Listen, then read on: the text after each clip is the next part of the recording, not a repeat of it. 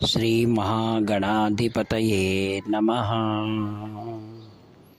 सदाशिवसमारम्भां शङ्कराचार्यमध्यमाम् अस्मदाचार्यपर्यन्तां वन्दे गुरुपरम्पराम्। अपारकरुणासिन्धुं ज्ञानदं शान्तरूपिणं श्रीचन्द्रशेखरगुरुं प्रणतोऽस्मि मुदान्वहम्।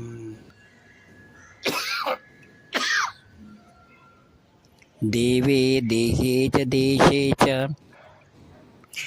भक्त्यारोग्यसुखप्रदं बुधपामरसंसेव्यं तं श्रीजयेन्द्रं नमाम्यहम्। नमामः शङ्करान् वाक्यविजयेन्द्रसरस्वतीं श्रीगुरुं शिष्टमार्गानुनेतारं सन्मतिप्रदम्। सर्वमङ्गलमाङ्गल्ये शिवे सर्वार्थसाधिके शरण्ये त्र्यम्बके देवी नारायणि नमोस्तुते। ఆత్మస్వరూపులైనటువంటి సకల సద్భక్తులందరికీ కూడా ప్రాతకాల వందనములు. సద్భక్తులారా, మనమంతా కూడా అపరంపారమైనటువంటి కరుణా సముద్రుడైనటువంటి కాంచి కామకోటి పీఠాధిపతులు శ్రీ శ్రీ శ్రీ చంద్రశేఖరేంద్ర సరస్వతి మహాస్వాముల వారి దివ్య అనుభూతులను మనం ప్రతిరోజు కూడా శ్రావ్యం చేస్తూ ఆనందిస్తున్నాం. మానవ జీవితం భగవంతుని యొక్క నిర్ణయం పైన ఆధారపడి ఉంది. అది భగవంతుడే భగవద్గీతలో తెలియజేశాడు. ప్రతి కార్యము కూడా అహం సర్వత్ర, నా వల్లనే ప్రతిదీ కూడా సంభవిస్తూ ఉంది, నేనే సర్వము చేస్తున్నాను. అహం సర్వస్య ప్రభవో మత్తః సర్వం ప్రవర్తతే ఇతి మత్వా భజంతే మాం బుధా భావసమన్వితాః. నా వల్లనే సర్వము జరుగుతుందని తెలిసిన వారే పండితులు. సాక్షాత్ భగవత్ స్వరూపమైనటువంటి గురునాథుడు ఇట్టి అనుభవాన్ని భక్తులు కలిగజేస్తుంటాడు. ఈ ప్రపంచంలో ధర్మ అర్థ కామోక్షాలను మనం సాధించాలని శాస్త్రాలు మనకు తెలియజేస్తున్నాయి. వాటిని పురుషార్థములను అంటారు. ధర్మము, అర్థము, కామము, ఇవి మూడు మన చేతిలో ఉన్నాయి. అయితే మోక్షం మాత్రం భగవంతుని యొక్క అనుగ్రహం. మోక్షం అనగా మరలా జన్మించకుండానటువంటి ఒక స్థితి. దాన్ని జన్మరాహిత్యము అని అంటారు. ఏ భగవంతుని నుంచి మనం విడువబడి ఈ జీవరాశిగా మనం ఉన్నామో మరలా ఆ యొక్క పరంధామాన్ని చేరుకోవడాన్ని మోక్షము అంటారు. అట్టి మోక్ష స్థితి కలగాలంటే సంపూర్ణమైనటువంటి సద్గురు అనుగ్రహం కావాలి. ఆ యొక్క భగవంత స్వరూపమైనటువంటి శ్రీ స్వాముల వారు ఈ యొక్క దక్షిణాది రాజ్యాల్లో 1978 నుండి సంచారం చేసిన వారై అనేక ప్రాంతాల్లో సంచరిస్తూ పామరులను కూడా ఉద్ధరించడానికై ఆయన అభయహస్తాన్ని అనుగ్రహించారు.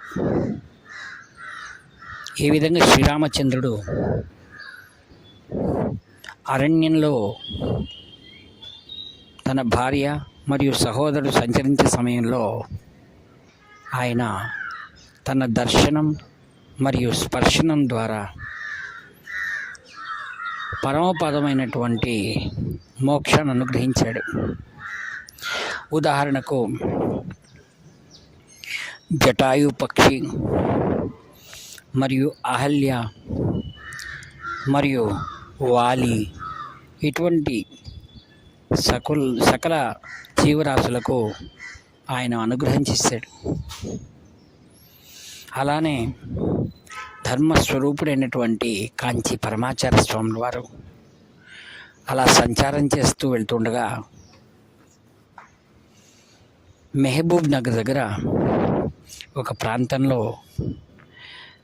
తోటలో పనిచేసుకున్నటువంటి ఒక కార్మికుడు స్వాముల వారు వెళ్తుండగా బయటికి వచ్చి సాష్టాంగ దండ ప్రణామాలు చేశారు. స్వాముల వారు అది అనుగ్రహించడానికి ఒక చక్కటి పుస్తకాన్ని ఆయనకు అందించారు. అతనికి భాష రాదు, అది తమిళ్లో ఉంది. దాన్ని కళ్ళకద్దుకొని దగ్గర పెట్టుకున్నాడు. ప్రతిరోజు ఆ పుస్తకాన్ని స్పర్శించడం,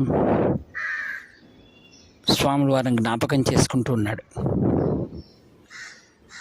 అంత్యకాలం వచ్చింది. తన కుమారుని పిలిచి ఆ పుస్తకాన్ని తీసుకురమ్మన్నాడు.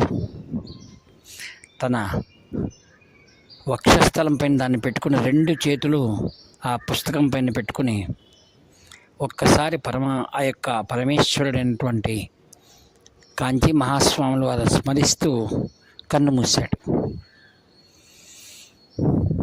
స్వాముల వారు ఒక వస్తువు ద్వారా జ్ఞాపకానికి అనుకూలం చేశారు. ఆయన మేము రథయాత్ర తీసుకుని మహాస్వాముల వారి విగ్రహాన్ని పెట్టుకుని ఆ ప్రాంతంలో వెళ్తున్నప్పుడు వారి కుమారుడు వచ్చి విగ్రహాన్ని చూశాడు.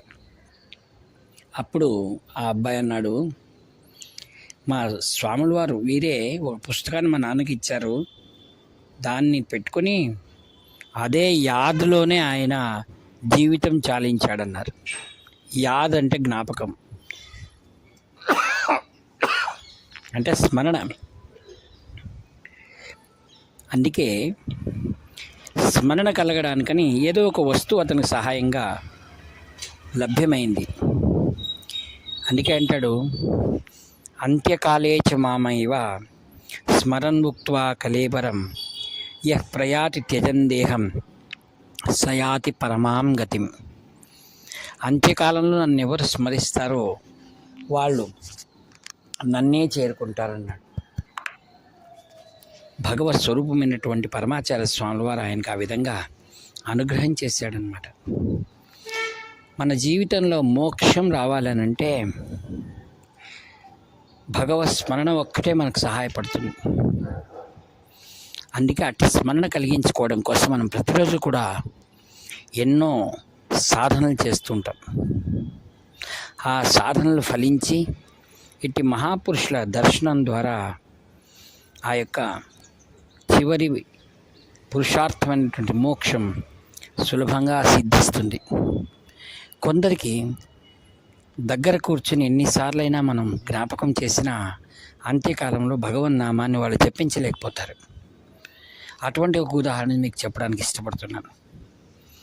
చెన్నైలో ఒక గొప్ప శ్రీమంతుడు, కుమారులంతా కూడా మంచి జీవితంలో వ్యవస్థితంగా ఉన్నారు.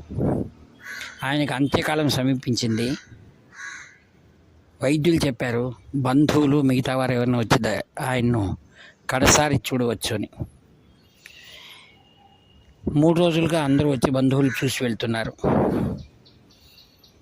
దాంట్లో ఒక అమ్మాయి, వాళ్ళ పెద్ద కుమార్తె, కొన్ని సత్సంగాలకు వెళ్తుండడం ద్వారా ఆమెకు తన తండ్రి ద్వారా నామస్మరణ చేయించాలనే ఉద్దేశంతో వచ్చిన వారి పేరు అడుగుతుంది అన్నమాట, వాళ్ళ నాన్ననే. అంటే సహజంగా వెంకటేష్, శ్రీనివాస్, నారాయణ ఇలాంటి భగవన్నామాలు వాళ్ళకు ఉన్నప్పుడు వాళ్ళ ద్వారా ఉచ్చరిస్తే అతనికి పుణ్యం ప్రాప్తవుతుందని. ఇంకా చివరిగా అమెరికాలో స్థిరపడిన కుమారుడు కోసం వెయిట్ చేస్తున్నారు అందరూ. 3 రోజులు అయిపోయింది, అబ్బాయి వచ్చాడు. ఆ అబ్బాయి 4వ కుమారుడు. కుమారుడు తెరిచాడు, కళ్ళు తెరిచాడు. తండ్రి కుమారుని చూశాడు. ఈ కుమార్తె చెప్తుంది, నాన్న ఎవరు వచ్చిండేది, పేరు చెప్పు, ఎవరు వచ్చిండేది అని చెప్తుంటే ఆయన, డాక్టర్లు అడుగుతున్నారు ఎవరండి వచ్చిన వారి పేరు చెప్పండి అని. ఆయన 4వ కుమారుడు అని చెప్పి కళ్ళు మూస్తాడు. అంతేగాని ఆ అబ్బాయి పేరైనటువంటి రామేశ్వర్ అని అనలేకపోయాడు. చూడండి, అందుకే రామ అనే 2 అక్షరాలు ఆయన సంబోధించలేకపోయాడు. అందుకే మహాత్ములు చెప్తుంటారు, ఆ జ్ఞాపకం కోసం నువ్వు ప్రయత్నించు. అందుకే ప్రతిరోజు సత్సంగాలు, భగవచ్చింతన, సత్కర్మలు, వీటిలోనే మనం మునిగి ఉన్నట్లయినా భగవంతుడి కరుణతో మనకు భగవన్నామాన్ని జ్ఞాపకం చేస్తాడు. అందుకోసమే శాస్త్రాలు, నోములు, వ్రతములు, పూజలు, జపములు, దానములు ఇవన్నీ ఒక క్రమ మార్గంలో మహాత్ములు మనకు అందిస్తున్నారు. అందుకే పూర్వకాలంలో ప్రతిరోజు సాయంకాలం ఇంట్లో దీపారాధన చేసి ఒక సద్గ్రంథాన్ని అందరూ కూర్చుని పఠించేవారు. ఒకరు చదవడం, మిగతా వారు వినేవారు. వీటినే సత్సంగం అని అంటారు. తర్వాత చుట్టుపక్కల వాళ్ళు కూడా వచ్చి కూర్చునేవారు. ఈ విధంగా ఎవరింట్లో అయితే ఇటువంటి సత్సంగం ఉంటుందో అక్కడ భగవంతుని యొక్క స్థావరం ఉంటుంది. కాంచి పీఠాధిపతులు షోలాపూర్ మార్గంగా వెళ్తున్నారు. అక్కడ ఉత్తరప్రదేశ్ నుంచి వచ్చినటువంటి కొందరు ఒక డాబా అంటే హోటల్ పెట్టుకున్నారు రోడ్ సైడ్కు. వాళ్ళు ఏం చేశారంటే వ్యాపారం అంతా ఒక వారం రోజుల పాటు స్థగితం చేసి వాళ్ళ ఊరిని పిలిపించుకున్న ఒక ఆయన ద్వారా భాగవత సప్తాహం చేస్తున్నారు. భాగవత సప్తాహం జరుగుతుంటే స్వాములు అటువంటి వెళ్తున్నటువంటి వారు అక్కడ కాంపౌండ్ బయట ఉన్నటువంటి ఒక అరుగు బండ దానిపైన 7 రోజులు అక్కడే ఉన్నారట. వారికి తెలీదు కాంచి పీఠాధిపతులు అక్కడ వచ్చారని. వీరు మాత్రం కదలకుండా 7 రోజులు అది ఎండ గాలి అనకుండా అక్కడే ఉన్నారట. ఎక్కడ భగవత్ సప్తాహం జరుగుతుందో అక్కడ 7 రోజులు శ్రవణం చేయాలనేటువంటిది సాంప్రదాయం. చివరిగా వారికి తెలిసింది వచ్చిన వారు కాంచి పీఠాధిపతులని. ఆ ఉత్తరప్రదేశ్ నుంచి వచ్చిన సన్యాసులందరూ వచ్చి స్వామివారి సాష్టాంగ దండ ప్రణామం చేశారట. వాళ్ళు అన్నారు, మేము ఎంతో అదృష్టవంతులు అన్నప్పుడు ఆయన అన్నారు, నేను అదృష్టవంతుడిని. ఎందుకంటే అలా నా ముందుకు వెళ్తున్న వాడిని 7 రోజుల పాటు ఈ వీధి అరుగులో కూర్చొని మీ యొక్క సత్సంగాన్ని శ్రావ్యం చేశాను అని. మేము రథయాత్ర వెళ్ళినప్పుడు ఆ ప్రదేశాన్ని మేము గుర్తించాం. ఈ విధంగా మహాత్ములకు అది రహదారిన అక్కడ వీధి అరుగా అదేది కాదు, లోపల నుంచి వినిపిస్తున్నటువంటి భగవత్ సంకీర్తన. అలా మనం నిత్యం మన కార్యక్రమాల్లో ఉంటున్నా, వ్యాపారాల్లో మునిగి ఉన్నా, మనం జీవితంలో సంవత్సరానికి ఒక్కసారి అయినా ఇటువంటి సత్కథా కాలక్షేపాలు చేసుకుంటే ఆ యొక్క పరిసరము మన యొక్క హృదయ క్షేత్రంతో కూడా పరిశుద్ధంగా మారుతుందనే మనకు మహర్షులు చెప్పిన మార్గాన్ని మనం అన్వేషించుకొని ఆ దారిలో వెళ్ళాలి. పరీక్షిత్ మహారాజు శుక మహర్షి ద్వారా సప్తాహం రోజులు భాగవత శ్రవణం చేసి మోక్షాన్ని పొందాడని భాగవతం మనకు తెలియజేస్తుంది. సద్భక్తులారా, ఇలా నిత్య నూతనమైనటువంటి కాంచి కామకోటి పీఠాధిపతుల దివ్య స్మరణను మనం చేస్తూ అత్యంత పరమ పవిత్రమైనటువంటి మోక్ష సామ్రాజ్యానికి మనం అర్హులమని, ఆ యొక్క సద్గురు కృప మనందరిపైన ఉండాలని ప్రార్థిస్తూ ఈ వాక్పుష్పములన్నిటిని కూడా నిరహంకారపూర్వకంగా శ్రీచరణుల వారి దివ్య చరణారవిందములు సమర్పిస్తూ సెలవు తీసుకుంటాను. ఇట్లు మీ ప్రియతముడు నివర్తి నాగభూషణ శర్మ. హర హర శంకర జయ జయ శంకర. హర హర శంకర జయ జయ శంకర. హర హర శంకర జయ జయ శంకర.